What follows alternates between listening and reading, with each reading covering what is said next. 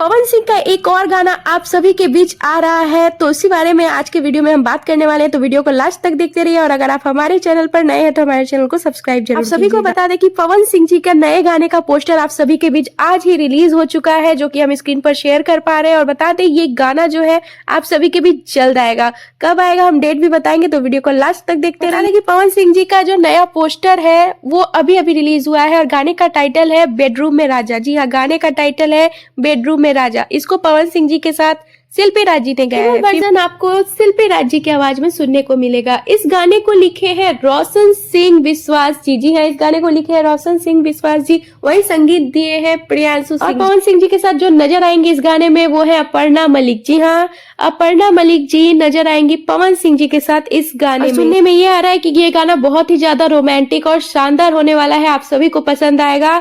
खूब रोमांटिक गाना है, ये हमें टीम से पता चली है। और साथ ही में बता दें इसका वीडियो एकदम लाजवाब होगा, तो आप सब तैयार हो जाइए। गाना को रिलीज किया जाएगा परसों दिन बीजीएम म्यूजिक यूट्यूब चैनल से। जी हाँ, इस गाने को रिलीज किया जाएगा दोस्तों परसों दिन बीजीएम म्यूजिक यूट्यूब चैनल से। तो ये था आज का अपडेट। वीडियो पसंद आया तो लाइक कीजिए, शेयर कीजिए, चैनल को सब्सक्राइब करके हमारे चैनल से जुड़ जाइए।